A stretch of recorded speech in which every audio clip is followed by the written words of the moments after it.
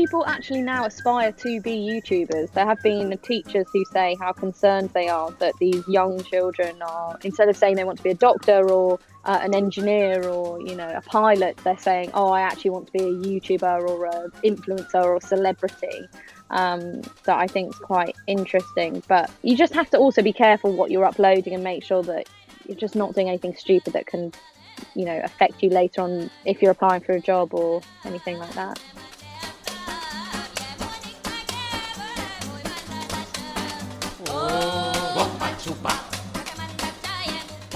Right, so here we are, Jeremy, or actually here I am and here you are, because this episode is recorded during COVID-19 and lockdown, and thanks to the folks at Zencastr for making this available as a free service, because we can record in a socially distanced way. Really interesting, because it's actually giving us new opportunities, because we've never done this before, and suddenly it opens up all sorts of opportunities for us to do this in the future and so on. So I think it's there's a silver lining to many of these things. Yeah. But anyway, on to today and what the subject is for today. Basically, Old Fox, Young Fox really is about an intergenerational conversation and the exchange of new ideas and ideas generally. And so far, we've taken the view that Ollie is our young fox and I'm the old fox. But actually, you know, we can't continue that pretense for much longer, because Ollie actually is probably not a young fox. I think he's at least a middling fox and so on. So we thought that don't know if I'm completely ready to accept that, but I'm going to go with you. I know you wear a beanie hat and you go to raves on beaches in Marbella or something, but I'm sadly to say that doesn't qualify you as a young fox anymore. But I thought it'd be great if we actually got a real young fox on board to actually allow us to test some thinking and just to see what they actually think. So we've invited Emily Woolwich, who is my niece, actually. Emily Woolwich-Steele, Jeremy. Oh, God, isn't it? See, you know my name. Look, this is the standard thing, Emily. I get everybody's name wrong. And I'm an old fox, I'm allowed. Yeah, but I'm family. That doesn't qualify anything. Anyway, so now I know who you are. So, Finally. But Emily is actually a Generation Z. So we've got which is not a zombie flick, as I found in my research. So one of the things is that we've got all these different descriptions of groups of people in our society, and I thought it would be helpful, first of all, just to clarify who's what, so we're clear about this sort of thing. So you've got the baby boomers, which most of us are familiar with, and they're generally people like me between the ages of 55 and 75. You've then got Generation X, those born between 1965 and 1979. So people around the age of 40 to 54 sort of thing. Generation Y, and there are two lots of them, Y.1, Y.2, otherwise known as the millennials. They tend to have been born between 1980 and 1994. And these are sort of very broad sort of classifications. And then you've got Generation Z, which is the latest, the newest generation to be named. And they're really from 1995 to 2015 or 2020, people between the ages of around 4 to 24. So Emily's in that category.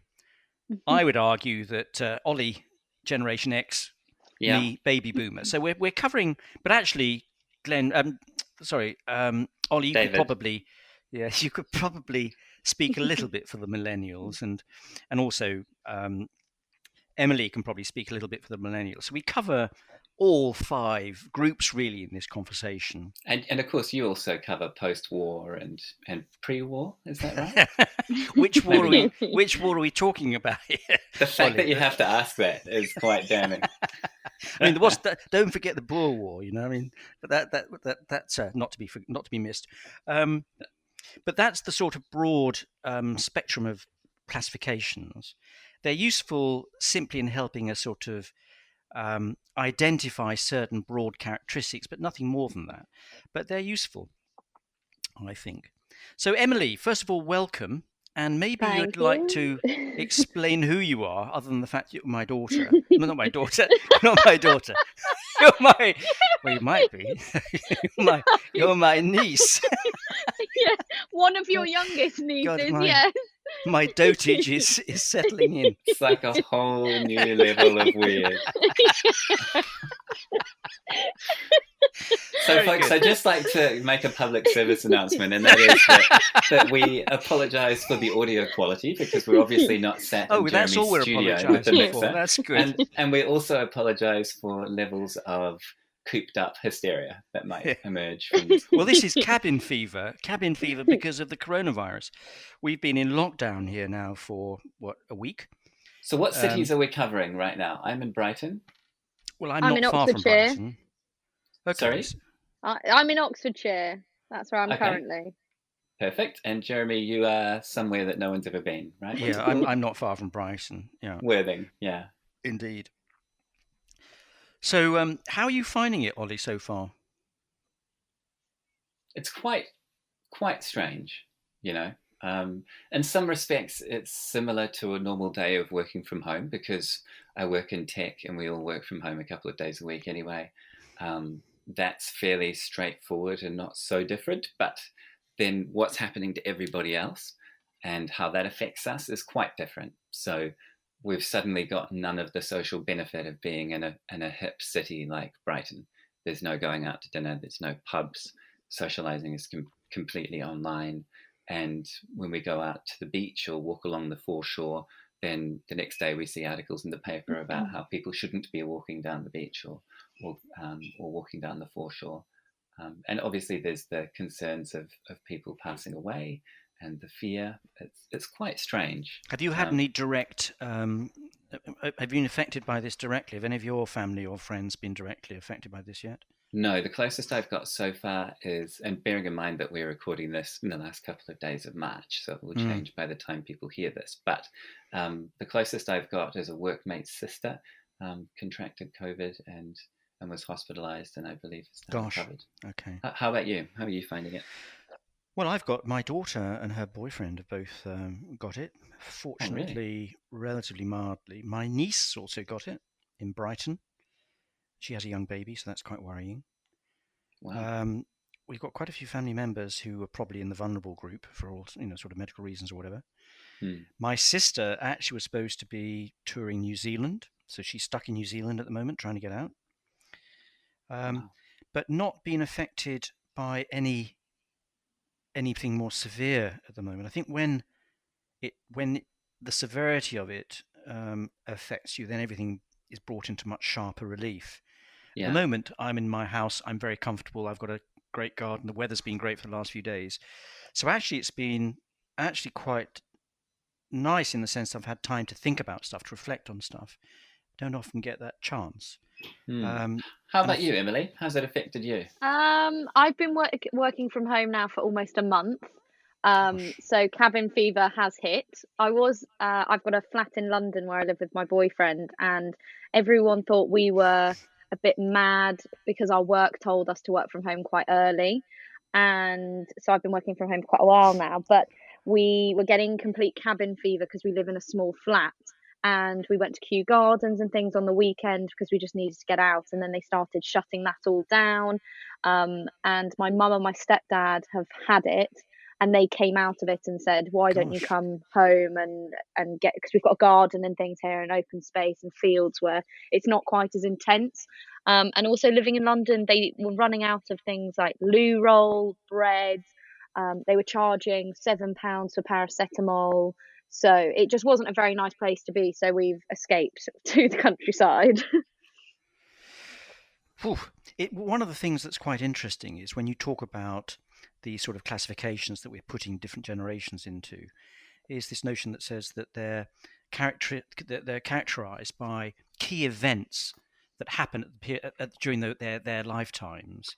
And I think you mentioned this idea, Ollie, of just seeing if we could identify the sort of events that sort of informed our view of the world. Because I think that the coronavirus thing clearly is going to impact people long after it's passed in terms of their view of things, security and perceptions of all sorts of stuff. So why don't you start, Jeremy? What events have categorized your life, personal and global? Well, I think the 1966 winning the World Cup. I remember what that quite sport? clearly. We won the World Cup, football, England, a bit before your time, Ollie. The Falklands War, another one. I think that was in Argentina. You think the Falklands War was in Argentina? Well, to everybody else, England invaded an island off the coast of Argentina, and we all thought it was a bit out of order. Did we? Well, okay. So, but the whole Margaret Thatcher thing clearly marked my generation. I remember very clearly the 3-day week when all the lights went off. And I remember. I know nothing about that. Do you, Emily? She wouldn't. No. What is that? Well, the 3-day week was everything just ground to a halt, and we had no electricity. You had electricity only came on at certain times of the day, and I was at school at the time, and so we'd have to wander around with candles and things. And we had dustmen on strike, so you had no bins being collected, so you had all this rubbish all over the place. You had a period where was nothing. It seemed to be nothing but strikes, and then you had Margaret Thatcher coming along and taking on the miners, and you had the miners' strike and the strike, and that was again lots and lots of industrial unrest and very, very aggressive with it. Sounds like a lot of disruption too to the a average lot of person. Disruption, very unsettling, very sort of class-driven, very divided. Not pleasant at all. And then, of course, during my upbringing, we had lots of recessions. In my professional life, we had lots of recessions. Recessions sort of came along on a fairly regular basis. And so my generation were used to managing in a recession. And then later, recessions seemed to be a thing of the past. We hadn't had a recession for maybe 20 years, just sustained growth. So an awful lot of people didn't know what a recession was, so didn't know how to manage in it. So those were the sort of things that I can think of off the top of my head. And you've mentioned Live Aid before, haven't you? Well, Live Aid, it was something that one of our other contributors mentioned and described us, the sort of baby boomers, as the Live Aid generation, where clearly we had this sense that we needed to think of ourselves as part of a global community and help where help was needed and help the developing world and so on. I don't know if that is something peculiar to our generation. I'd be interested to get Emily's view on that. I just think it's a human condition that people feel that they're part of something more than themselves and want to help. So I'm not complete. It certainly brought it into sharp relief, but I don't think that's peculiar just to baby boomers. Okay, well, let me just do mine quickly, and then we'll move on to Emily's reflections of such. So mine would include power poles being dropped into my street because we lived out in the country and we had a generator to begin with, and Mum and Dad had created the street. You're talking about a third world country here, are you? Where are we talking about? It's a place called New Zealand. Oh, right. Okay. Yeah, you know where your sister's currently trapped? Exactly. Can't get out. No transport. And I hope she's all right, by the way. So power poles dropped in by helicopters when I was maybe 6 or 7. I remember the sinking of the Rainbow Warrior when the French government thought they could get away with bombing a Greenpeace boat in New Zealand harbour and killed a person and got caught because they had used a credit card. A French government credit card to hire the rental car. And then I remember breaking my arm at 11. I remember mobile phones in the early 90s and the internet in the late 90s. Quite different things, right? Did you have personal computers when you were at school? I had one when I was probably 11 or 12, yeah. Quite simple. And then it went to multicolour, but it started in monochrome. Like orange. I remember we had the first colour television in the street, if not the town. But anyway. Wow. How about you, Emily? What events have shaped your life? I would probably say, I think we discussed earlier that 9/11 was obviously a big one, but I was still quite young at the time. Another one I would say is when Michael Jackson died. I think I remember my mum coming into my room and telling me, and that was all a huge shock. And I'd never seen a funeral broadcast live on TV quite like it. With his children singing and everyone crying in this huge, coffin with flowers, and it was just everywhere. And actually, another one I know it's another celebrity, but when Jade Goody died, I remember particularly because I was at the age where the cervical cancer jab was something that we were all suddenly having. It was something we were going through at the time, but I remember that actually made everyone in my year go, "Oh my gosh, yes, I'm going to sign up for it," because if Jade Goody had maybe had that, it could have prevented her from obviously being so late down the line and not having that on offer. And I can't remember the figures, but I remember the year she died was, I think, the highest year that girls got the jab. And I know that it's increased quite a lot, but I think recently it's actually gone down because it's obviously been quite a long time. I think it's been 10 years now since she passed away. But I know that at school was a really big thing. But yeah, and then obviously this at the moment, COVID-19 is going to be something that I've never lived through, that, my parents have never lived through. And the thought of, not leaving the house and being able to go out, and I'm missing seeing my friends, and I'll never take it for granted going out for meals and socializing. I never thought I'd be as trapped as this ever, as I'm sure everyone never did. And I feel like it also came very quickly. It kind of came out of nowhere. So I think this will probably be the most, pivotal thing that happens, that I'm kind of shocked by, and a huge event in my life, I would say. A couple of interesting observations there. Jane Goody is Jade interesting. Goody. Jade Goody. Jade, that's right. Yeah. Jade Goody. She came out of Big Brother, didn't she? She did. She was. I don't actually know who she is, but I do remember the cervical cancer jab moment. I do remember people talking about it. But the interesting thing is Big Brother, because Big Brother was this really, and is this really intrusive sort of TV program where, the fly on the wall thing taken to extremes. And I think that is really interesting because people didn't seem to mind. It's this whole notion of privacy, people's attitude towards privacy, attitude towards celebrity seemed to change somewhere along the line. Because when I was younger, privacy was considered extremely important. We weren't quite so driven by celebrity, I don't think. I mean, clearly we had the Beatles and all this sort of stuff, but it wasn't quite the same thing. And it seems your generation, well, not just your generation, Emily, but earlier, this whole change in direction around privacy and the notion of celebrity and everybody wanting their 15 minutes of fame. Let's explore that. Emily, how do you feel about privacy and the internet? And, when someone says your privacy is important, control your data, does that have any effect? Well, yeah, I think what are they called? Those Amazon Echo things that loads of people have.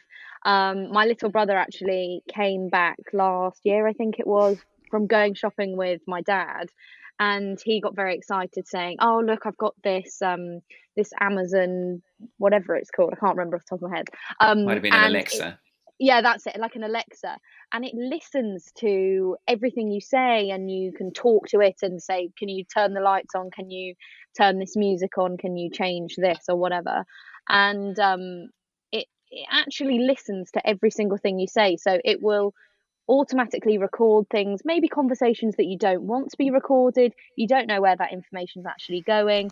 And we all kind of sat down as a family and said, "Look, I really don't think this is a good thing to have, because you just don't know who's listening, and you want to still have those private moments where no one's listening to every single thing you're saying." And it's quite weird, actually, because on Facebook I find it sometimes quite overwhelming that I'll have a conversation with my mum about a particular dress or whatever, and it will suddenly start appearing on my ads.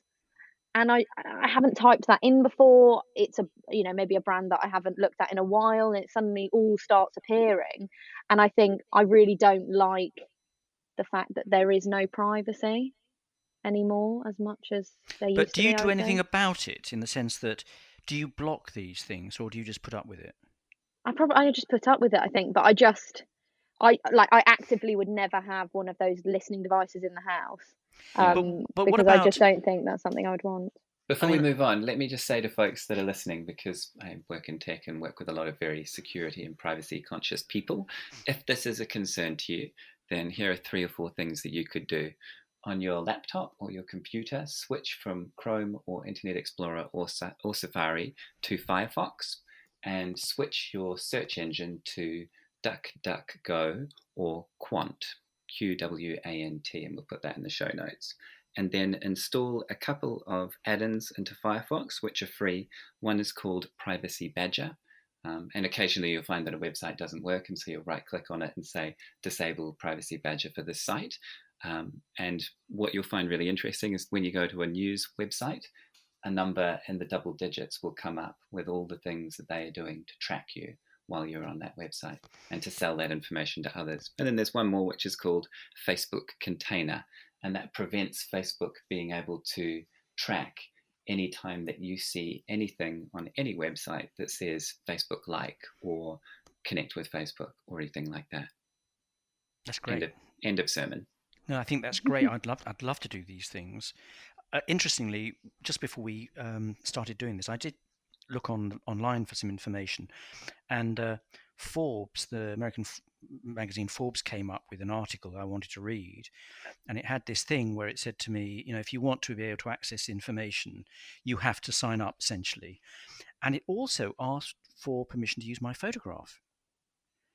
And I remember listening to someone recently talking about photographs and was saying, never ever give your photograph to anything online, because with facial recognition and technology and things of that kind, if you give your photograph to Google or someone of that kind, actually you're giving them access to your DNA and all this sort of stuff.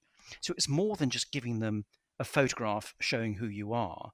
You're giving them access to much more significant information, which then has all sorts of value in all sorts of places. Similarly with, if you're using thumbprints for recognition, I mean, we don't know how these things are going to evolve.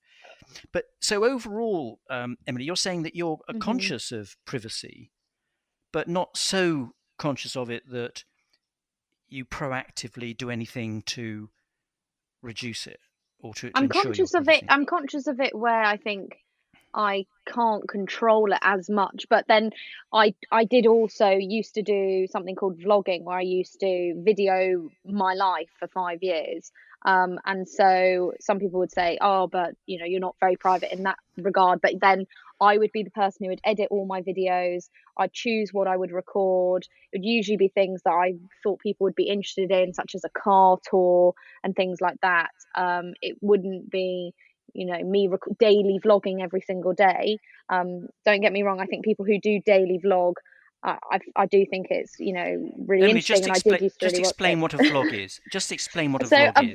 a vlog is a video recording of your life. It's almost like a diary entry, essentially, for the modern world. So I used to record on my Canon G7X, and it was a small pocket camera that you have a flip out screen, and you hold it and you just talk to a camera as if you're talking to a friend, as if it's almost like a podcast, essentially.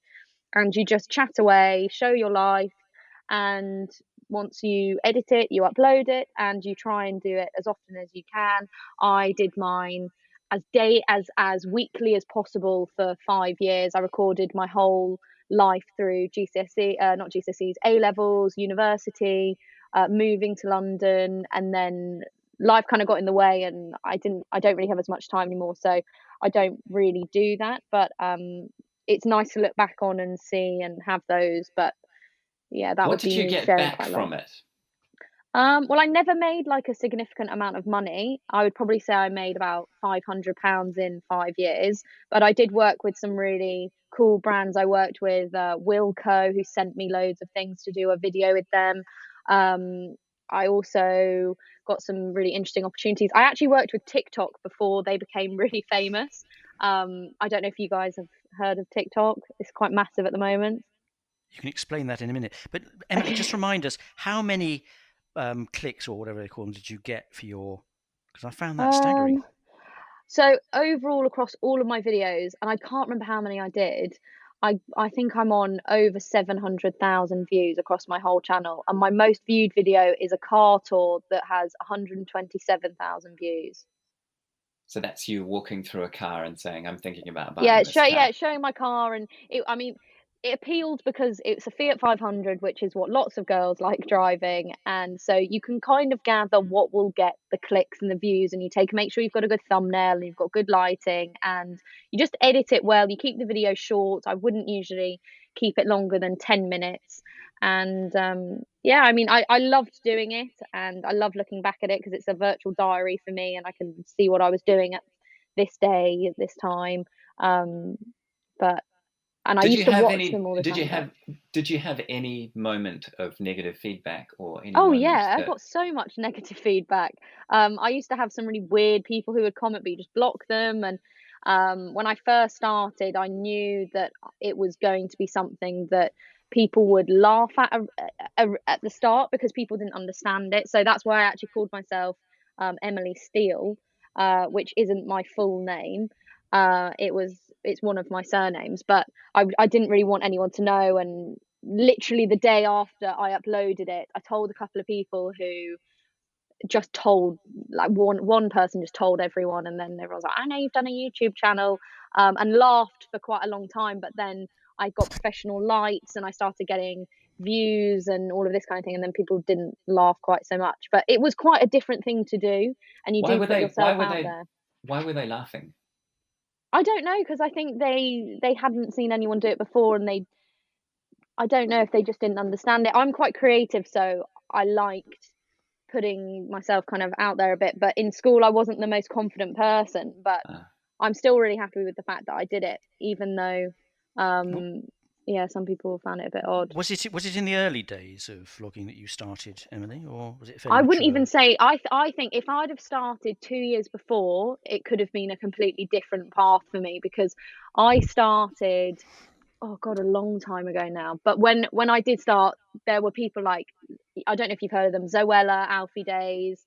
They were all quite big at the time anyway. And then now the market is so huge, there isn't really room for lots of up and coming YouTubers anymore. But if I'd have done it, I think 2 years ago, I think that's when there was a bit more room for newer people. But I never did kind of it for shows a views. change just even within your generation, so to speak, Yeah, doesn't definitely, it? Because I definitely. imagine if you were sitting in high school right now and you started a vlog or a YouTube channel, I'm sure that people wouldn't think it was that weird. No, people actually now aspire to be YouTubers. There have been teachers who say how concerned they are that these young children are, instead of saying they want to be a doctor or an engineer or, you know, a pilot, they're saying, oh, I actually want to be a YouTuber or an influencer or a celebrity. That I think is quite interesting. But yeah, I mean, you just have to also be careful what you're uploading and make sure that you're just not doing anything stupid that can, you know, affect you later on if you're applying for a job or anything. There was like a that. YouTuber who disappeared at one stage recently, wasn't there? In the last There are quite a few, but is it PewDiePie? Maybe it's PewDiePie. I think he's disappeared at the moment, and he was like the biggest vlogger, gaming vlogger. And I mean, there's serious money in YouTube if you do it right, or you've been in it for a long time, and you get massive deals. For one post, you can get thousands and thousands of pounds. So yeah, no, I mean, who listens to it? Who listens to these things, Emily? Is it really just a young person's thing, or what? And how old is young? I think it is, but then again, I think YouTube in general, there are so many videos out there.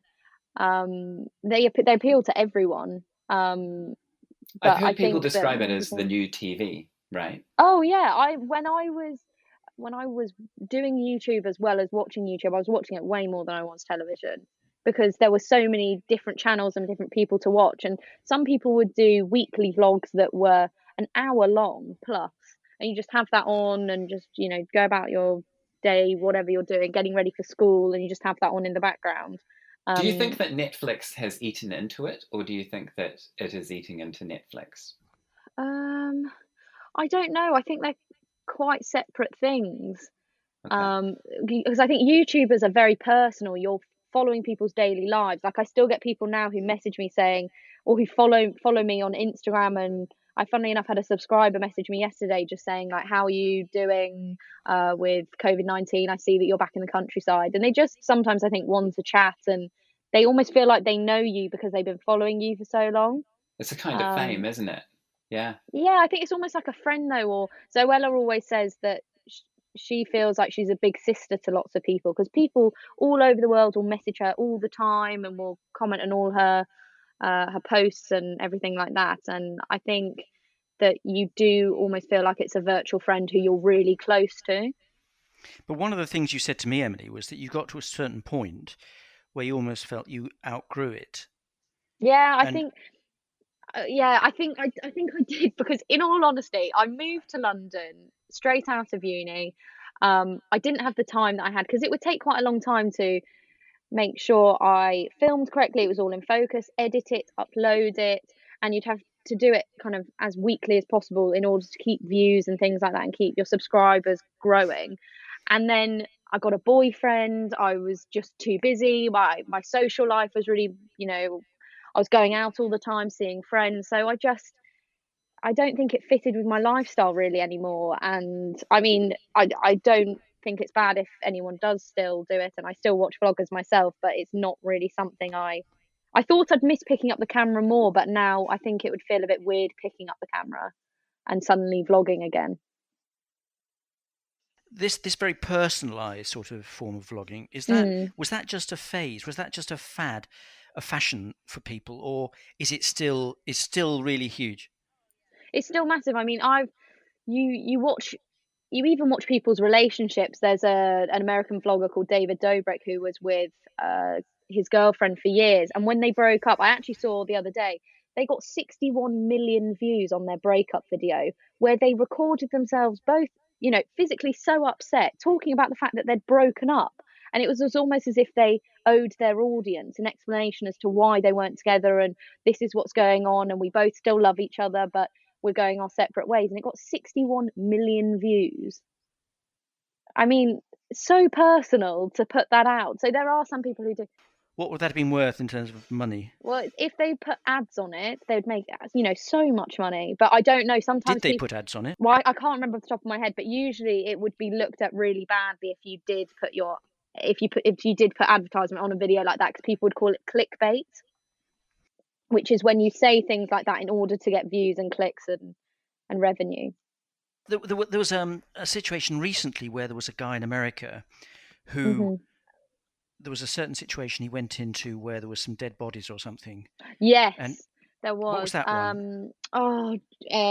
Because the question I want to ask is there some sort of ethical thing around this? Do young people sort of say, okay, that's acceptable and that's not acceptable? I mean, do they still draw the line in places? Oh yeah, yeah, definitely. They got a lot of backlash from that, and I can't remember what his name is. Jake Paul, and I can't remember what Logan Paul. That was it, Logan, yeah, Logan Paul. but he got banned, didn't he? And I mean, I remember the video coming out. I was like, I can't believe this guy is serious. How has he become so alienated to the fact that he doesn't acknowledge that that is something that is so unacceptable to be putting out to his audience? And what was the incident? The incident was, I think it was in Japan, and the suicide forest. And he went and Okay, filmed with his friends these people who had obviously gone off, who were obviously in such a bad place and hung themselves. And he videoed bodies of him and his okay, friends going up to them, and it was so inappropriate. And he didn't pixelate their face or anything, and it was horrendous for the families who it was their loved sure. one who was put on camera in front of millions of people. And all these young people watch him, and I had to say to my younger brother, I really hope you haven't watched this video. I know that lots of boys in your school follow him. And he said, no, no, no, I haven't seen it, but of course he'd heard about it. So yeah, that was a really shocking one, but it's just, It's so interesting, yeah. isn't it? Because you could take that thread right throughout history, couldn't you? What is acceptable and what is not acceptable? Mm, Whether it's an image in a magazine that shows a woman's knees and her ankles, mm-hmm, or whether it's an image that shows a swastika, or mm, somebody dressed in religious clothes, or dead bodies.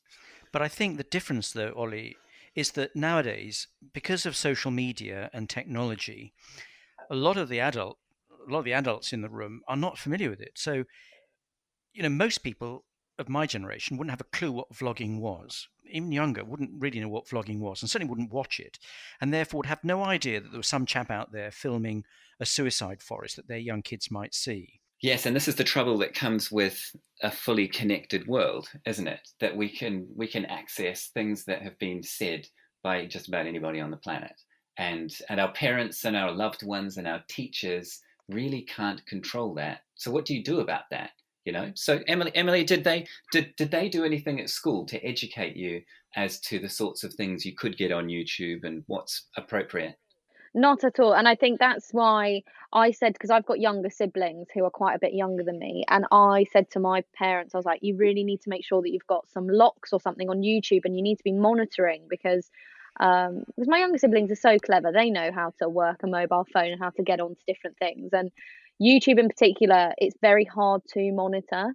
And I remember I think it was some celebrity who typed in Peppa Pig and put it on for their child, and it actually was like something really inappropriate. And their young child was watching it, and it was someone who had used Peppa Pig's image to create this awful video. So you do just have to be so careful about what's out there. But I think having child lock and things like that is just really important if you've got young children. And if it's not about vlogging, if it's just news on social media, you get there's a lot of stuff at the moment out about how different people are using social media to influence decisions and so on, and sometimes with fake news and all that. How are you? I mean, the argument is that younger people, because they've been brought up with it, know how to deal with it. They know how to be discerning with information on the internet. They're not like me, who takes everything as being, honest and all that sort of stuff. Is that true? Are you used to it? Are you able to protect yourself? Do you know when something's rubbish and when something isn't? Or are you as vulnerable as the rest of us? I don't know. I don't really know how to answer that one actually. Um, I think that there's also so much out there. So I mean, sometimes with this whole coronavirus thing, I know we don't want to dwell on it the whole time, but there's so much information out there that sometimes you don't know what to believe. Some people are saying, "Oh, it's absolutely fine in Spain. This is actually going on, and there are survivors and things like that, and the rate of people who are dying is decreasing." And then suddenly on the news, it's, "Oh, actually, it's doubled, and this is what's going on." And I sometimes think there's information overload, which can also be the problem, and that's when that can really affect everything else because it's like, oh, what do I actually believe when there's so much information out there? So It's interesting that the New Zealand Prime Minister, Jacinda Ardern, said, she went on TV and said, look, folks, there's a lot going on. Ignore social media. If you want to get information about COVID-19, come to this listen to government me, website yeah. and we will update it each day at this time. Quite an interesting approach to that overload, I guess. Yeah, and I think that's the way to manage it, really. But there was nothing that happened at school or at university where you felt that you were given some tools to help you navigate these sort of things. They didn't see that as their... No, I mean, I never ever had a politics lesson. And how important it is to know who you're voting for and everything like that. And so I still had friends who in general elections wouldn't vote, and I'd be saying, but there are women who died in order to vote and you're not voting. So Let's talk about that a bit, unfortunate. because it's, I grew up in a Labour family, and so it was just expected that we would all vote Labour. And things changed over time because Labour's had a difficult time in the West in the last 30 years or so, right? But that was just some people would say, I'm a Labour family, I'm a Tory family, right? But I've noticed a lot of young people are more interested in the personality of the people on TV than the policy. Is that what you've seen? Yeah, I mean, I think at school you just don't really talk about politics because lots of people, it just upsets people and you just get into arguments. So I think a rule usually is that you just don't talk about politics as long as you kind of vote. I think that's the important thing. But I also think that personality does come into it. And for example, again, I know I don't want to keep going back to COVID-19, but you can. This is real for us it's a right now. current situation, I guess, yeah. But actually a friend posted about the fact that she openly said how much she didn't like Boris Johnson and how she thought he was a buffoon and how on earth could he run our country. But he's doing such a good job at the moment when no one has had to experience anything like this in 100 years, and he's been thrown into it with Rishi, who I think's been in the job for, is it a month? And I think they're handling it so well and listening to the public, and he's being honest and he's giving us, hope, and is, I think, in my opinion, is doing a really good job. And I think loads of people are acknowledging that and saying, Boris is really trying. And I think his bumbling persona has kind of dropped a bit now, and it's more okay. He's really trying to help our country, and yeah, I mean, yeah. It's interesting, isn't it, that just thinking back on what you were saying before, that it's not that people don't talk about politics in the classroom, and yet if we could flip that with earlier generations, because they never would have talked about gender in the classroom, and I think that gender is quite an okay topic to discuss now in terms of transitioning and so forth. Would you agree? What do you mean? What do you mean by gender? So people.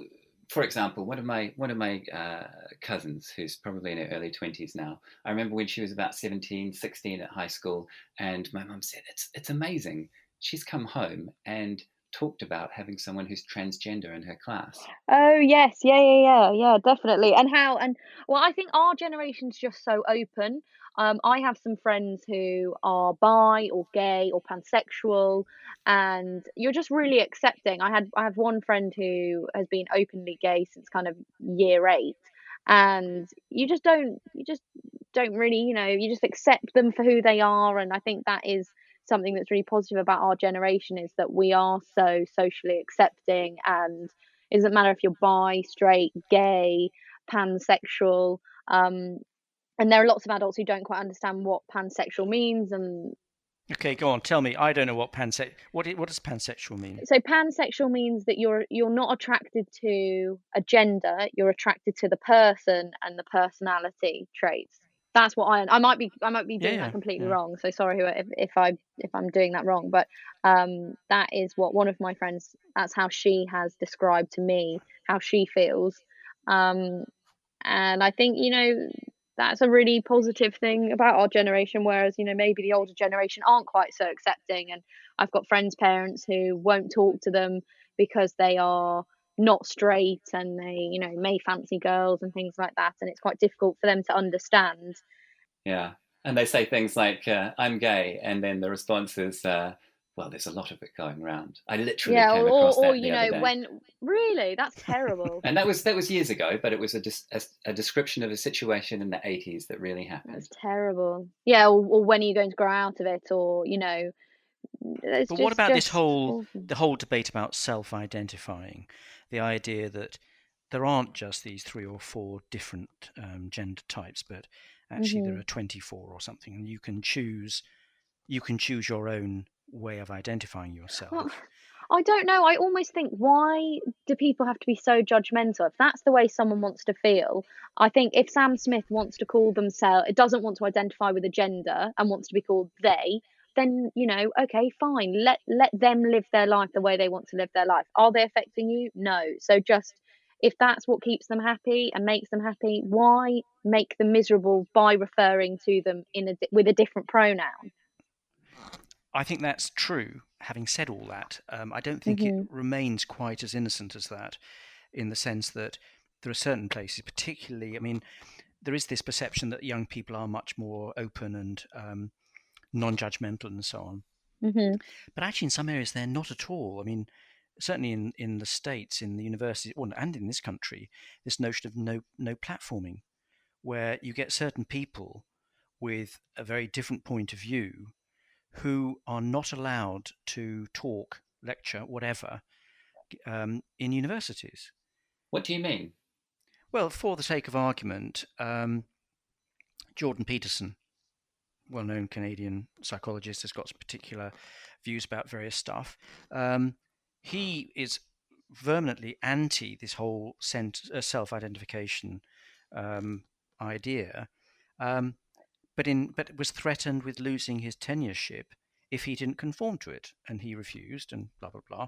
But he can't speak at certain universities.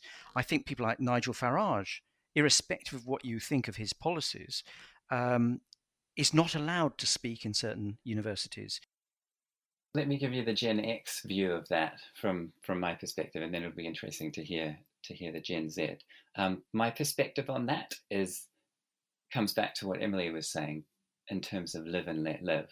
And both of the things you've just described to me sound like somebody talking about the way other people should or should not live their lives.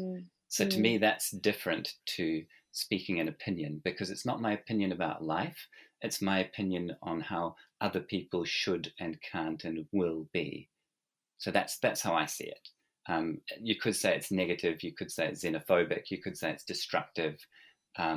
It's just not constructive. And that's why I think that's agree. okay. What do you think, Emily? No, I agree with everything you said, to be honest. I didn't understand what you said. Say it again.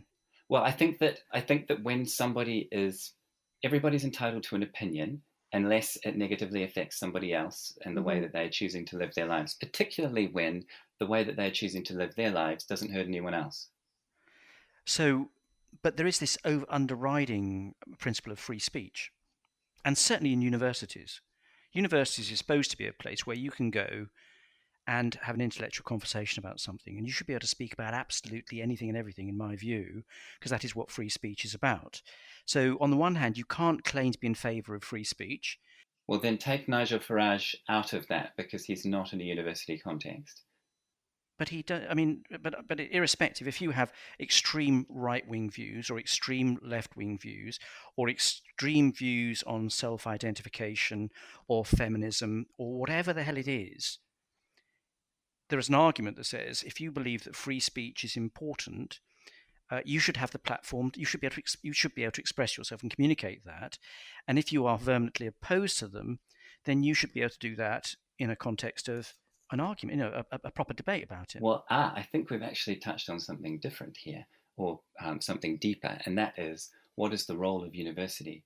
Does university actually represent, to an extent, establishment, academic vigor, and a certain type of discourse, a certain level of thought and rigor behind the argument, rather than just saying, I think this, therefore you shouldn't be allowed to do that. But you can get people with a right-wing point of view However, who might be very rigorous. But then the other side of that is perhaps there's other platforms like YouTube when you can say whatever you want, and the crowd will decide whether they want to follow you or not.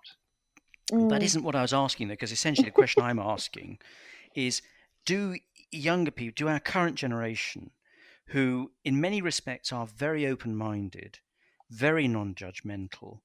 I mean, in that context, I don't understand how, in the same breath, you can have a situation where at universities you can have things like no platforming. So I'm trying to understand whether this notion that says they are non-judgmental and they are this and they are that, they are these terribly open-minded, how that sits with the notion that says at universities in this country, there are many situations where certain groups of people are not allowed to express their point of view, irrespective as to how horrible their ideas are. And also you get this thing where... No, before you move on. So yeah. I think that's really valid. And I think that, like any institution, universities have struggled to remain relevant and to change with the times, right? And I think one really good metric to measure that by is the rise of the online university and the financial struggles of many physical universities. And I think that something else that's relevant is that university degrees and their role in society has changed. When I was young, if you got a degree, you got a job. Now, if you talk to someone who's just left Paris because they couldn't get a job, they would, or Spain, for example, they would say you get a degree and that's the baseline. That doesn't mean you get a job. So the role of the degree has changed. The role of the university has changed. It's no surprise that they're kind of trying to find their way with moral issues. But it's more the attitude of the young person as opposed to the university. So Emily, in that situation, do you think, and would your friends think that someone who held views you really didn't like some sort of misogynist, should they be allowed to, at your university, would they have been allowed to speak, to have a public meeting? No, probably not. I don't think so, because maybe it's the fear of upsetting people. The thing is, I can understand where you're coming from. I think it's important that everyone has free speech, but then if it's upsetting people, what's the point? That is something that, comes to mind. But, I can see where you're coming from with free speech, but then, life's just too short to be upsetting people the whole time. It's just what I think. But then some people say that our generation is too, people are too scared to say things, and don't The want to upset snowflake people the whole generation. time. I think, yeah, exactly. But I think that we're all just, I don't know, just trying to be more accepting and understanding, and I think maybe we're a bit more of a relaxed Piers Morgan generation. thinks you're all snowflakes. What do you think of that? That you're all too sensitive? Well, I think Piers Morgan's a bit of a dick, if I'm honest. But at the moment, to be honest, he's Would you also saying some interesting platform things on him? Twitter. But No, go on, I think Emily. you'd have an interesting conversation with Piers. I sometimes think he's a bit of a Simon Cowell, that he likes to say things in front of the camera just to get a reaction. And I think he's obviously an interesting journalist. Do I tune into him every day? No. Does he drive me a bit nuts? I'd say he's quite opinionated, and that's probably his selling point, and why he, has his own talk show and everything like that. But he is very outspoken, and he likes to call things out. And sometimes I think he's right when he's been saying recently with this whole COVID-19 about, everyone is complaining about staying in when your grandparents went to war. That's so much worse. Why can't you just stay inside? I understand that, but I think sometimes he can come across just quite strict, and just he needs to just be more accepting and more relevant and up to date. What about the Me Too movement? How do you feel about that, Emily? I think Me Too is really important. I was saying to Jeremy that it's interesting. In my first year and a bit of work, I experienced some interesting things, and this might be a sexist thing, but it probably is, because I was a girl. But I've also had some friends who've experienced, things that they didn't want to experience, regarding, Me Too and everything like that. But an example of what I experienced was that I was working in an office in London with all men. I didn't work with any females, and I had a gentleman who was in my office too, and he wanted to get to know us all. We were a very small office, wanted to take us out for lunch individually. Our managers worked in a different country and would come over and weren't necessarily in the office the whole time. And he asked to take me out for lunch, and was trying to be very funny with the boys. And he was kind of in his late 40s, and he wanted to take me out for lunch, and it was on my own. It was quite intimidating. I was 21. I was like, oh, it'll be fine. It's only with, this guy, and he's been sat hot desking opposite me for the past month. And he took me out for lunch, and when he picked me up to go for lunch with him, to make the boys who I was very close with laugh, he said, oh, Emily, have you got your rape alarm at the ready? And I didn't find that funny. I found it quite inappropriate to say to a 21-year-old who you're now going to sit with for lunch in a private members club for the next 2 hours. And he just spoke about himself the whole time, and it was just quite unpleasant, but I just grew in bed with it. And then when we got back, I left early. He wanted to just keep drinking, and I just didn't want to drink at all. I found it too inappropriate, and was just like, this is just uncomfortable. And I got back to the office, and the boys, I said to the boys, you should have said something. I found that really inappropriate to say to me. And I really think you should have said to him that, you can't say comments like that. And he then came back quite drunk after having, a couple of bottles of wine. And he made another comment where he said, oh, Emily's underwear is hanging on the chandelier. And I told my parents, because I was so shocked about the whole thing. I was like, this guy, I think it's really inappropriate. They said immediately, you need to make a complaint to your manager. He really, really needs to be pulled to a side and told that he can't say things like that to you. And so I told my manager, who said, oh no, it'll be in confidence. Okay, that's really inappropriate. we're going to, you know, talk to him about it. And it's probably because I had not the best managers at the time, to say the least. And they confronted him over the phone, and he then came into the office a couple of days later and said, Emily, I'd like to have a conversation with you. Pulled me into a room, sat me down, which I think is quite intimidating as it is, because I knew what was coming. And he said, so Emily, apparently I've been really inappropriate with you. Can you tell me how I've been inappropriate? And I was just baffled that he was so blasé about the whole thing. And I said, well, you said this, you did this. I thought it was really inappropriate. You shouldn't be saying that to a 21-year-old girl who's a lot younger than you, who you're going for lunch with for the first time, blah, blah, blah, blah, blah. And he did have some other like issues in his life, but, you know, that was just a really weird thing to happen. So I think the whole Me Too movement is really important to talk about. And I think I've spoken to loads of my girlfriends about it and said, you know, if this happens, this is what you should do. Don't ever do this. You know, and I think it's important to note that in my industry, so I work in events, but I work in more corporate, and living in London, it's very much a kind of, people do take clients out, and you know, you go out for meals and lunches and champagne receptions and things. And I think as a woman, you do have to almost watch what you drink and things more, whereas guys can kind of, I don't know, I might be completely wrong, this is just my opinion, can go and just drink more and it's kind of accepted, and you don't have to worry about things. Whereas if you're a woman, you do have to kind of sometimes think before drinking, you know, lots of alcohol when you're socializing and things. But yeah, I've rambled a bit, but that's kind of my views a bit on Me Too. Fair enough. So when I hear that, I just think that's an outrage, and that should have been straight to HR. And if it wasn't, then the company is liable. It's quite simple. So anybody listening that has any experience like that, I would suggest doing what Emily did and talking to your family about it, and then making it formal. And I don't think it should be informal. You shouldn't have to grin and bear it. And the fact that the Me Too movement even has a name tells us that there's an experience that women and minorities are experiencing, that they should not have to grin and bear. That's my feelings on it. What about you, Jeremy? Because I know that you grew up in a different time, right?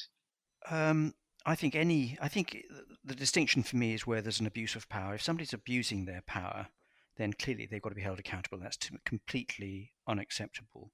The interesting question I've got, though, for you, Emily, is the reaction of the younger guys. When you said to them, you should have warned me about this, because my sense is that when I talk to my daughter, she's got a sort of, they call it friends group. What do they call it? Friends group, something. Is it like a chat or? No, a group of friends. What do they call? What do you call? Oh, yeah, a friend gals, group, whatever. Girls. Whatever.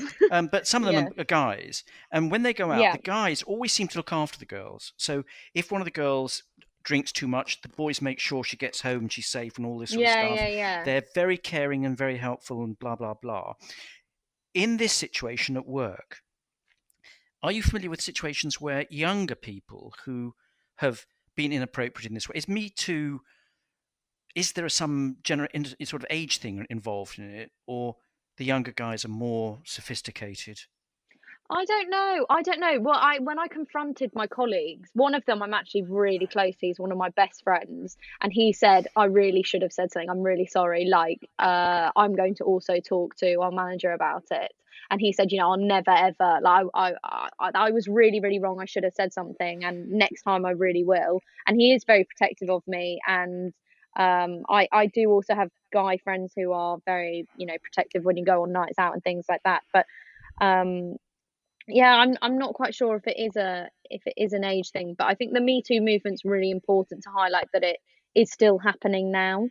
I've had friends who have also been affected by other things too, and I think that you know, with the whole Harvey Weinstein thing and things like that, it just shows that these people will be found out in the end. But it's important to, you know, raise your voice and talk about it, and if you think something's wrong, to voice it, really. I think that's the other thing I'd identify, is that you seem to have responded to that situation in a very sort of proactive and sort of mature way, a very assertive way.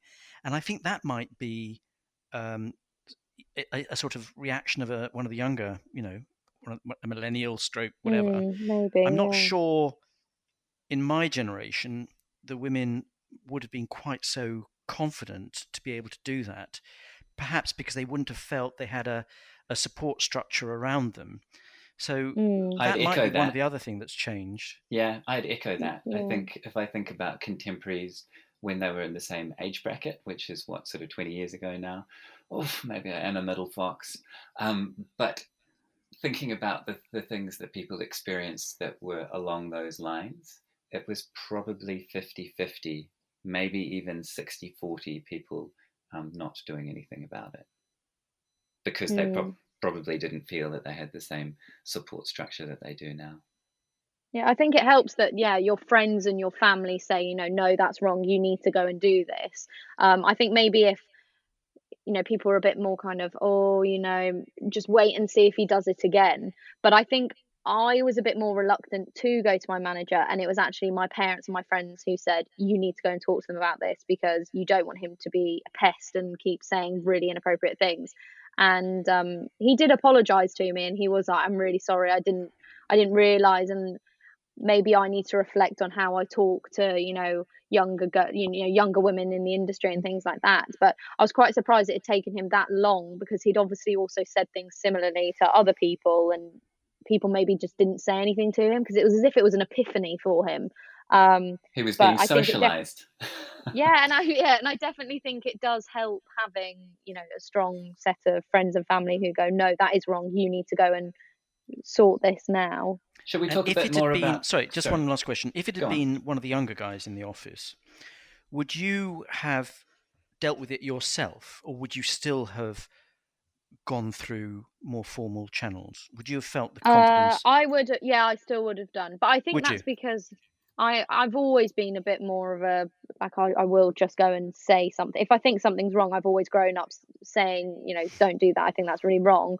But I know other people and some of my other friends necessarily, because they're maybe not so confident at saying, actually, I really don't like that.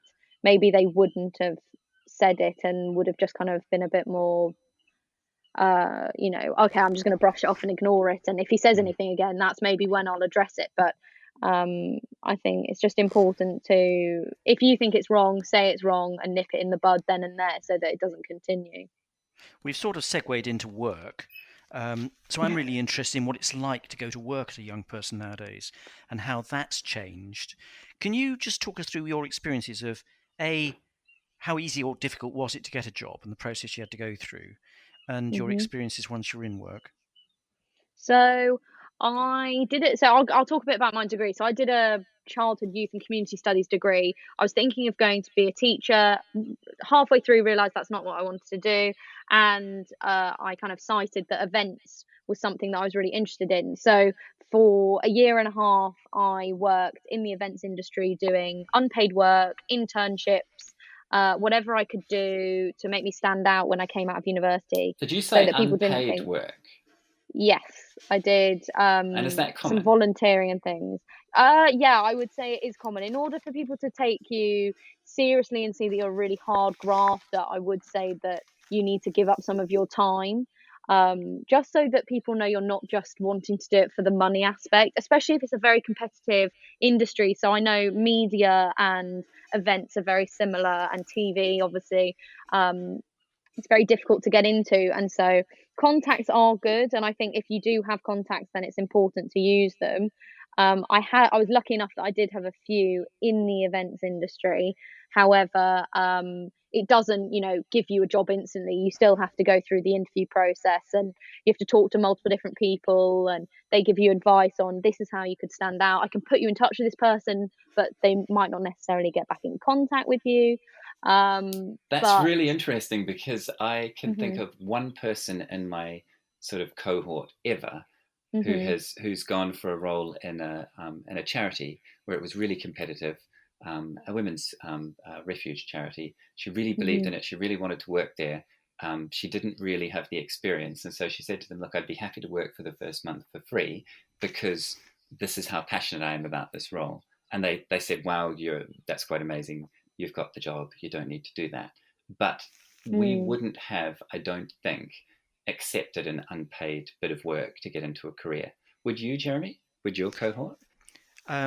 No, I think we wouldn't, other than if you went into the professions, because clearly if you wanted to be a lawyer or something, that was fairly, and an accountant as well, I think.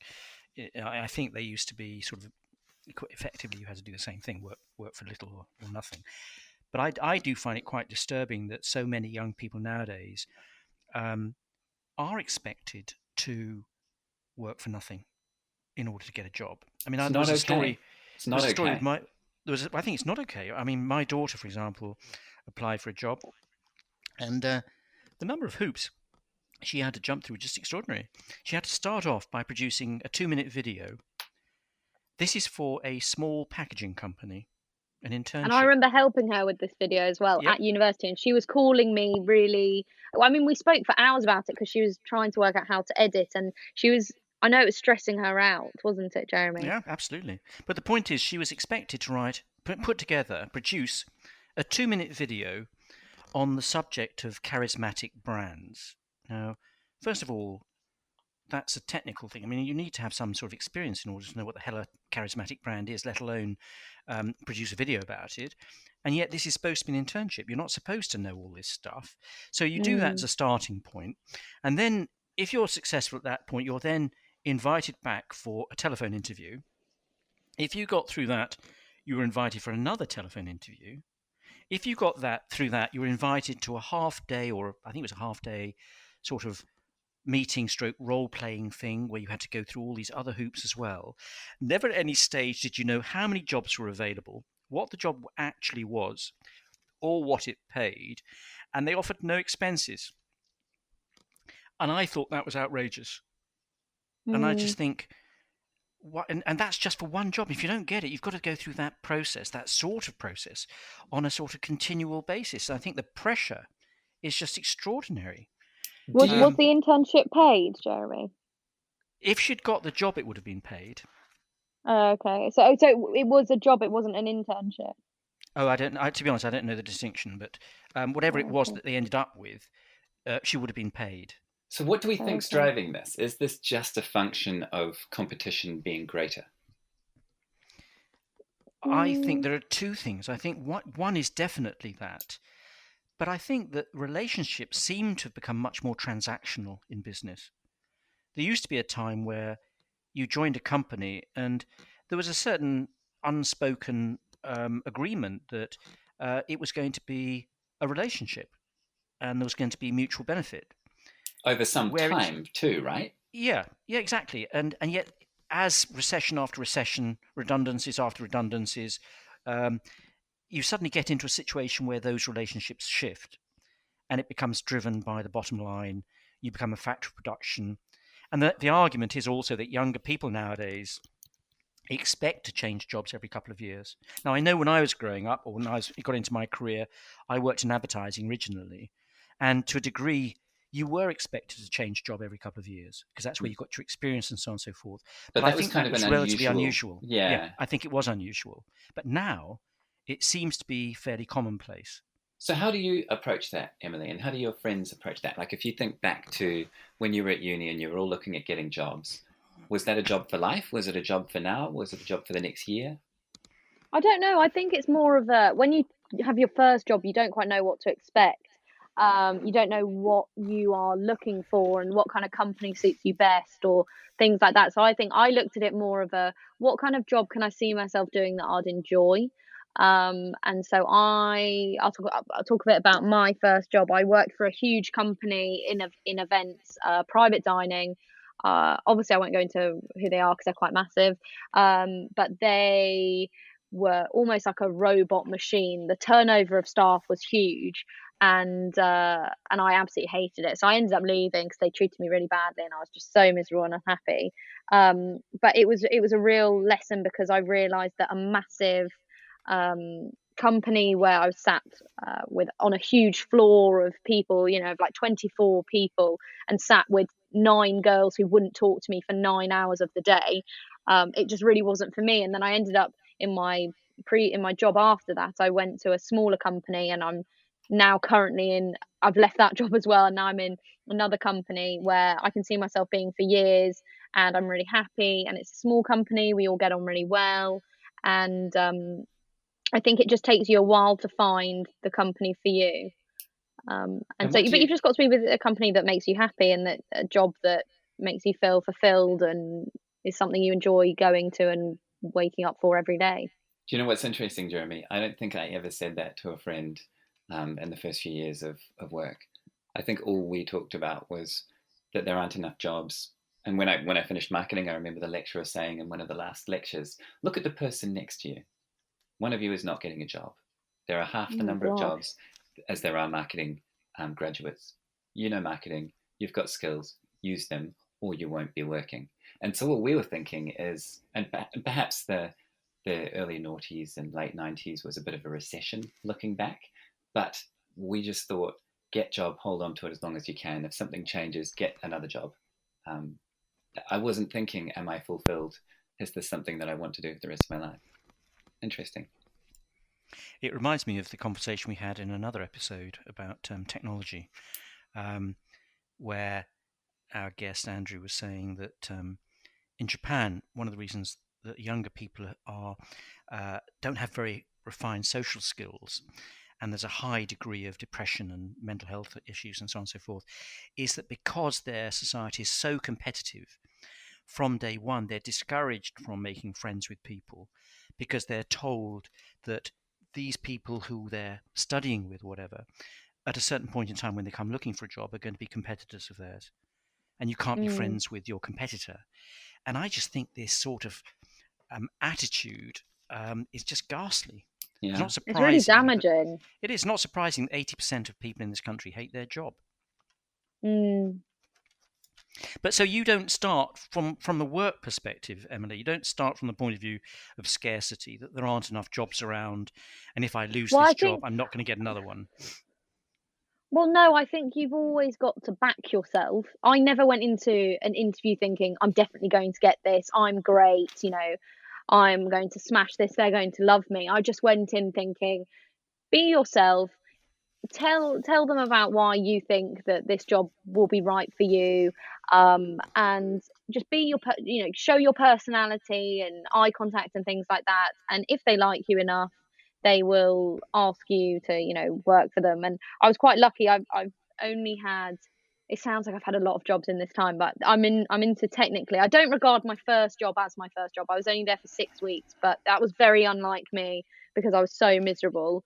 But I'm technically in my second job, and they hired me quite quickly. I only had kind of one interview, and I only got turned down from one interview, but all the other ones, all the other jobs I've applied for, I've actually got. But I think it also helps that I did so much experience to demonstrate why I wanted to do events.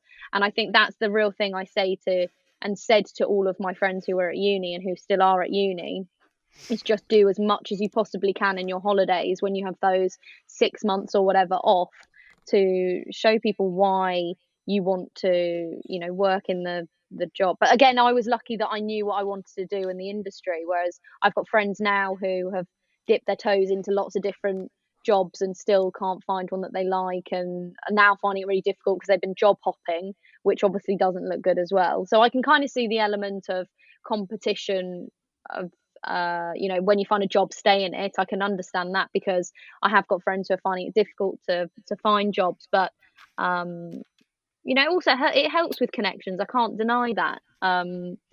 But yeah, I think you've just got to demonstrate why they should pick you, and just make sure you have as much experience as possible. My understanding is an awful lot of applications are done now online, and Hmm.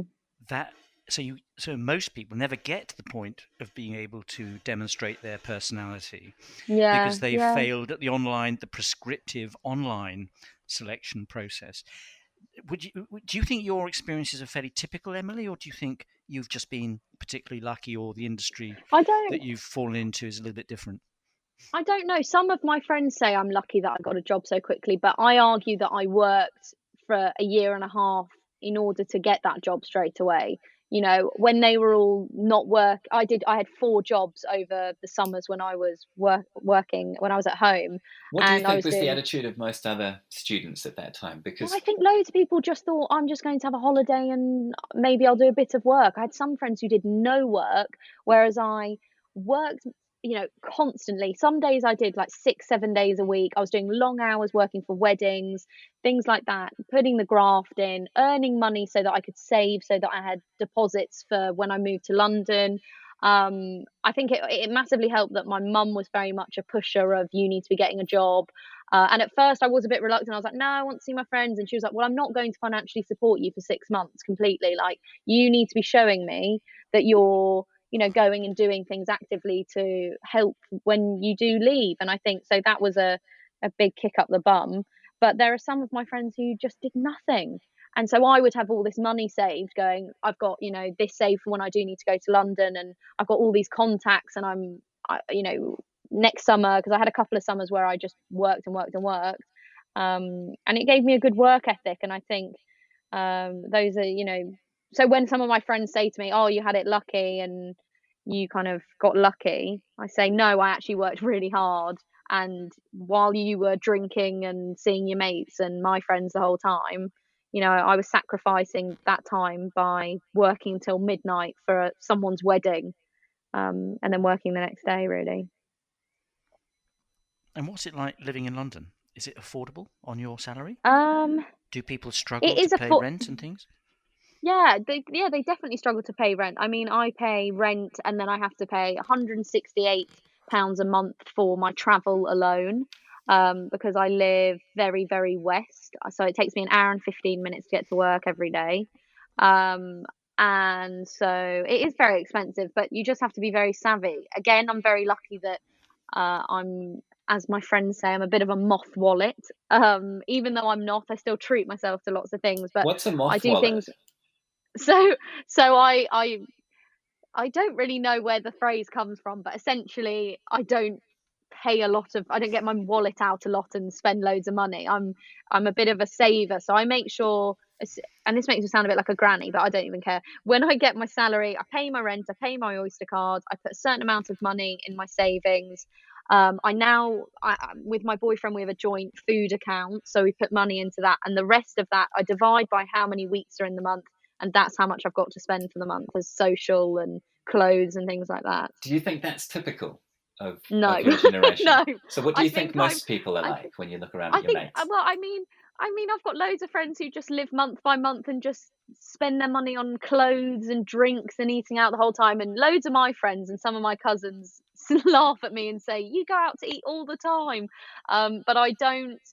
You know, I don't smoke. I don't do drugs. I'm not a massive alcohol person. So food and clothes and things are my kind of treat. And I get my hair done and I save for that. And it's the little luxuries in life that I think, you know, get you through, and you can chop and choose what kind of things you spend your money on. And I think, you know, spend your money how you want, but I think, yes, I agree it's hard to save money when living in London, but it is doable. You just have to be savvy and clever, and you can say no to drinks after work. You know, you don't have to go every day, because there's a big drinking culture in London, especially after work. Yeah, there really is. So there's a statement that came out the other day, and in discussions with Jeremy, which I think is quite funny.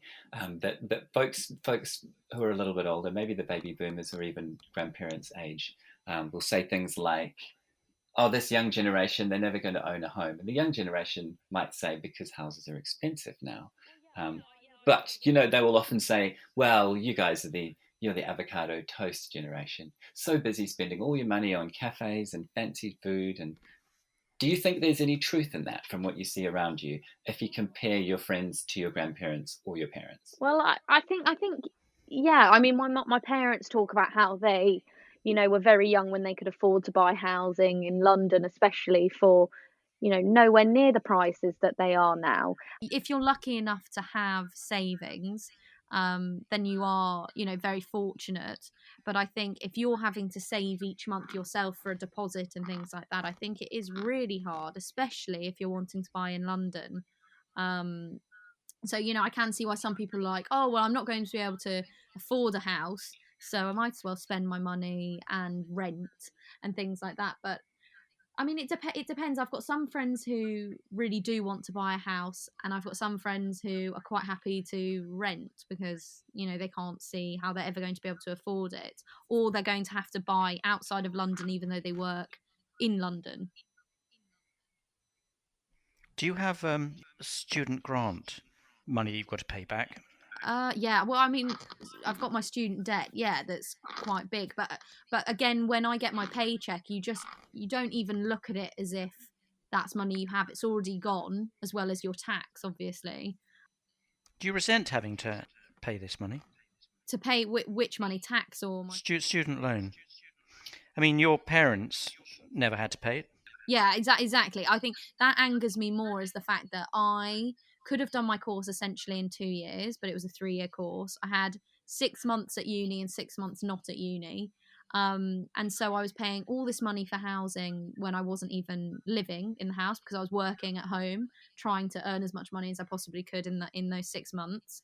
And so, yeah, I would argue that I was very frustrated that I was being charged over £9,000 for an education that I felt received half of it. So yeah, I do think, my student loan is very high for what I got out of it. But again, I experienced things that taught me, huge life lessons and things like that. So I can understand it. But you don't feel that education should be free, that your university degree should have been paid for? No, I don't think it should be free, and I don't think the government should be paying for it. But I do not think it's worth £9,000. I think I literally was a couple of years before when because it was, I think, was it 3,000 and something, and then went up to 9. And I think it should have stayed at the 3,000 mark, not the 9, especially if you are only there for 6 months at a time. And I mean, I wonder what will happen with the whole COVID-19. I've got some friends, obviously, who are still at university who are now being given slides that are, old. So, teaching and lecturers haven't actually had to come up with them. They're having to work from home. And so I wonder if what will happen then. Will they be expected to pay back the full amount or what? I mean, what do you guys think? Do you think that university should be charged at £9,000 tuition fees? And I personally think that for kids to come out of university with debts of £40,000 or £50,000 is completely ridiculous. Mm-hmm. I totally agree. And if I think about it, just look at countries that are doing a lot better than us. And when I say us, I mean New Zealand, Australia, England, America, Canada, etc., etc. Look at Scandinavia. Look at any friend or colleague you've met from Norway or Sweden or Denmark. They pay a little bit more tax than us, but it's not actually that much more at the top level. But what they actually get is free education. And maybe they have to sit some entrance exams, and maybe those are reasonably strict, but it's working really well for them as a country because education is knowledge, is power, is options. I think it's really important for it to be free. I think one of the questions I've got for you, Emily, is whether there's any resentment of younger people of older generation. There's a lot of talk about it. The fact that the older generations have got big pensions, they've had all the benefits of free education, National Health Service, and all this sort of stuff, and the younger generation are going to have to pay for it, and they're not going to have the benefits. They're not going to be able to afford to buy their own home. They're not going to have big pensions at the end of it, and it just all seems a bit unfair. Do you have any sense of that?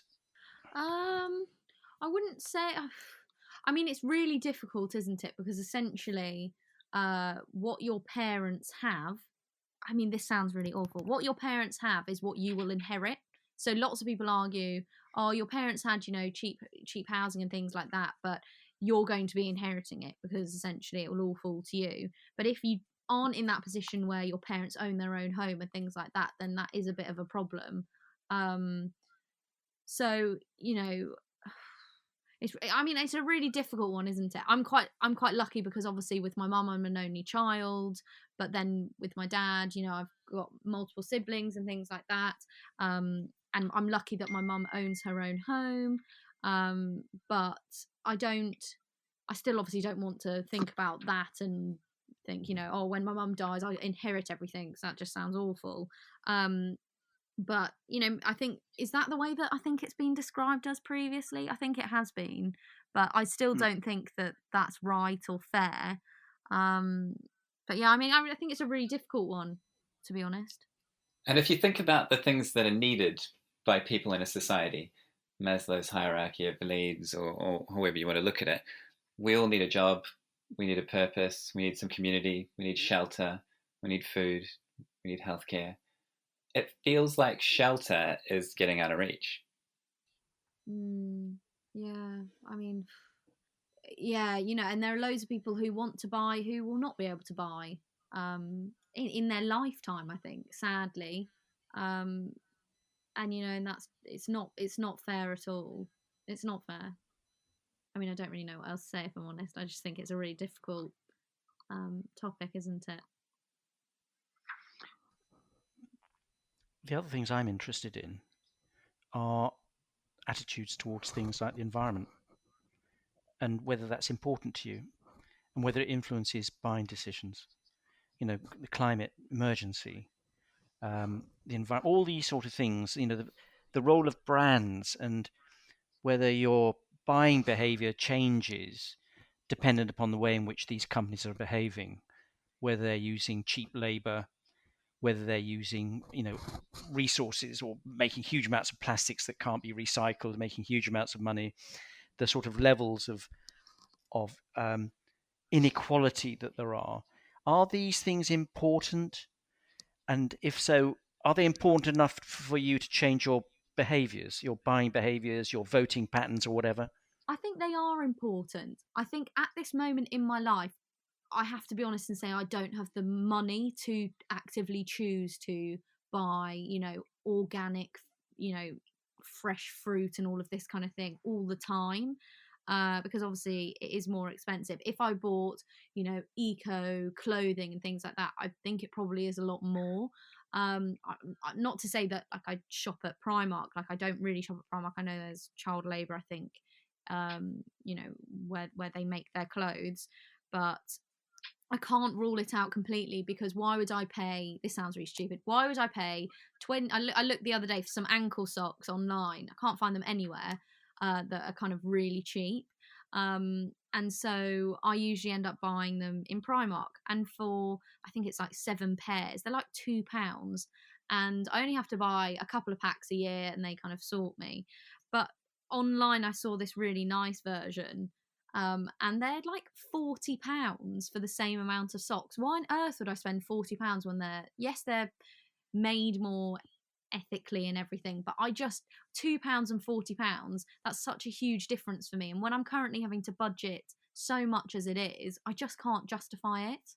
Can you see where I'm coming from? Yeah. And there are, health food places that have, we don't do plastics and things like that. And yes, I am conscious of it, and I try, not to be using, I recycle constantly. Like, I'm quite big on recycling. In London, I'm lucky that we've got a special bin where you can go and take all your recycling to.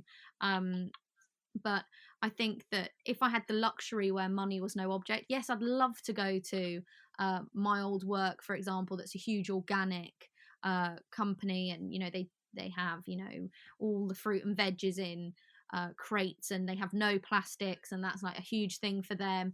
And I'd love to go and buy food from them, but they're triple the pricing of what I pay in Aldi. So for me, it's a no-brainer at this current time. And I know there's some active where I like to go to the gym, and there's some active where that is ethically made and everything like that, but I just can't afford it when it's double the price of what I can pay in JD Sports for some leggings. It's interesting, Jeremy, because this for me summarizes why the developing world often has to make choices that are economically driven. I think that if you more aware. Being honest on how they price it and things like that. And I understand that because it's more ethically made, they need to cost it, higher and things. But at the moment, I'm having to, watch every kind of pound. So I can't just, yeah. That's completely reasonable. Jeremy, you were going to say something? Yeah. I think what I find is that when people actually see the impact of these very low wages in places like Pakistan or India or wherever, or China, where these products are being made, and they see the impact on individuals and families, so it becomes more personal, then it changes people's attitudes towards these things. And the other thing I'd suggest is that we've been brought up, and I suppose this is one of the other big changes. When I was younger, clothes were more expensive. I think food was more expensive. And we had a different expectation as to what we should be paying for stuff. We didn't expect to buy 7 pairs of socks for £7. We didn't necessarily expect to have, roast a big joint every day or meat every day and all this sort of stuff. So I do think that's another area where there have been changes in expectation. Mm-hmm. And that's quite interesting to bring things back to COVID for a moment, because I look at how I'm living now that food is scarce. And I look at the things that I'm buying now that food is scarce. And do you know what it reminds me of? The way that my grandparents cooked. Yeah. And that's not a bad thing. No, don't think it is. I think it's an opportunity for everybody to reconsider these things and to sort of reset. I think lots of people also end up eating less meat and things like that when this all finishes, and not, maybe mixing it up. I think it was a big thing before, but I think now more than ever, when people come out of it, their habits will change and diets will change, and maybe people will be eating more insects and bugs and things like that. But well, even before the insects and bugs. but I know that people were saying that is a form of protein to eat apart from fish and meat. That I think insects were going to be up and coming. Maybe not so much at the moment, but maybe people will be eating a lot more veg and fruit and not fish and meat during the week, and we'll have that as a treat. Yeah. But also it demonstrates that we are actually living in a globalized world where if something happens in China, it can have an immediate and direct effect on you. And if something happens in Africa, the same. So if you have a pandemic that comes out of Africa and the Africans don't have the medical infrastructure to deal with it, we are all vulnerable.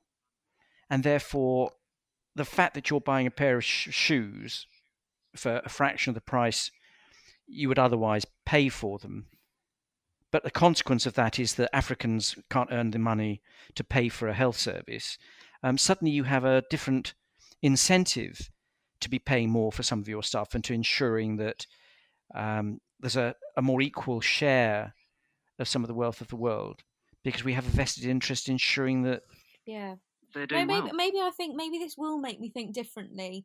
At the moment, I think I'm probably still in a bubble of, oh my gosh, this is all happening, and just wanting it all to be over. But I think there will be huge changes when we come out of it, and I think for a really long time, actually. I don't think people will be shaking hands for over a year. Things like that you took for granted previously.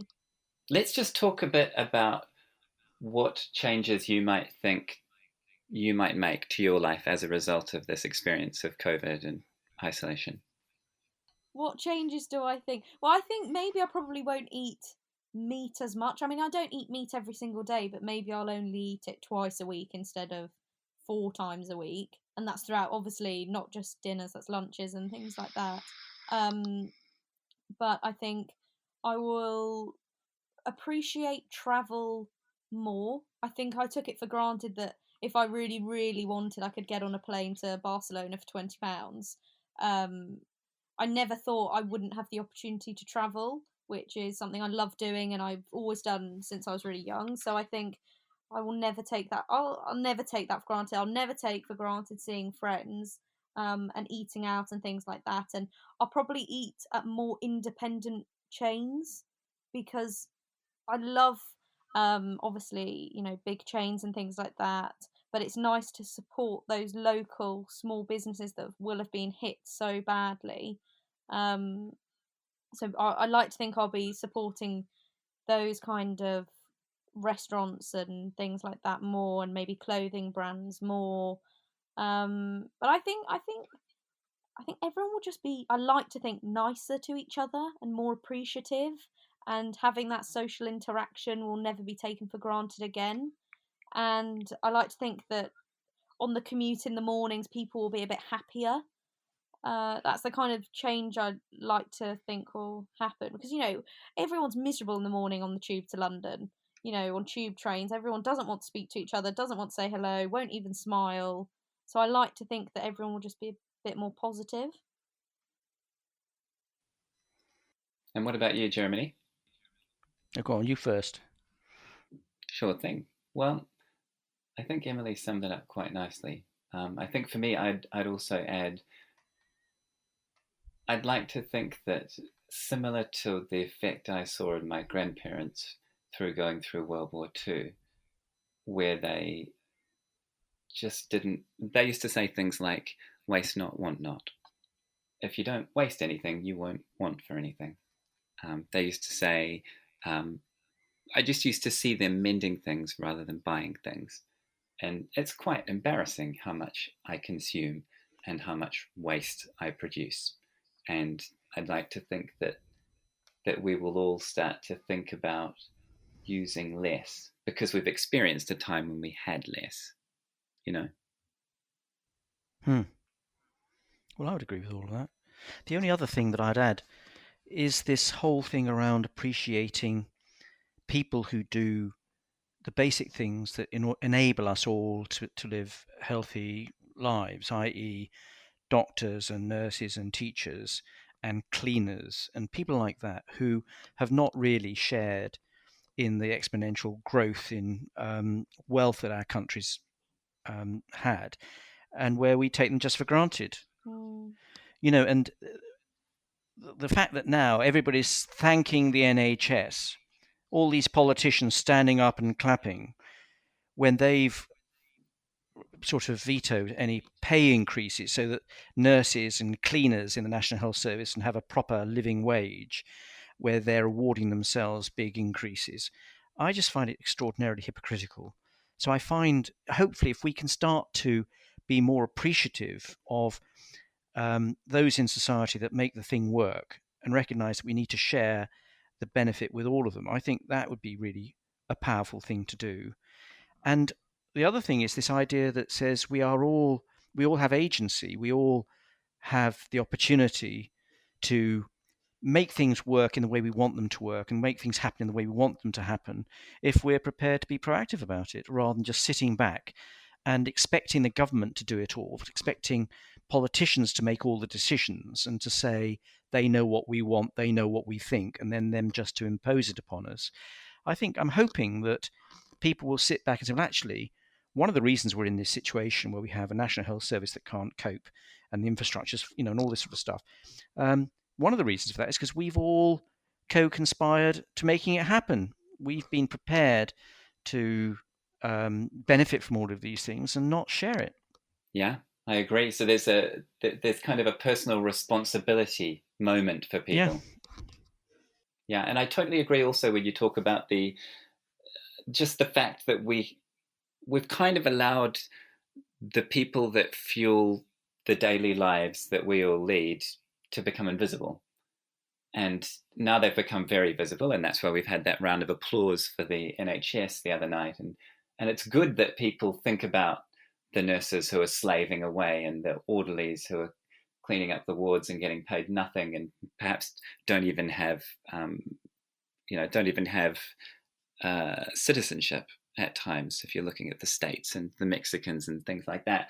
And that's not okay. And I hope that there's a real moment of reflection where we can look at the way that our society works, and we can look at the things that don't work, and this is a moment to learn and to change. So we have something better to leave for generation... What's the generation after Generation Z? I've heard Alpha. Okay, well, hopefully Generation Alpha will benefit from this moment of inflection. Emily, thank you for joining us. Thanks for having me. Thanks, Emily. And tune in next time, folks. Probably also from lockdown. May your family and your loved ones stay safe and well. And we'll see you next time.